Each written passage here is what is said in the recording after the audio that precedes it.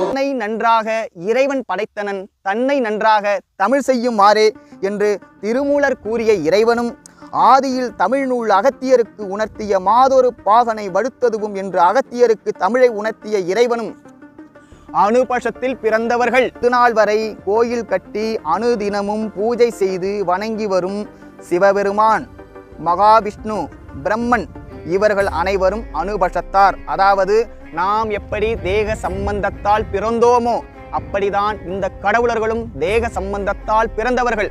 தேக சம்பந்தத்தால் பிறந்தவர்களுக்கு அனுபஷத்தார் என்று பெயர்.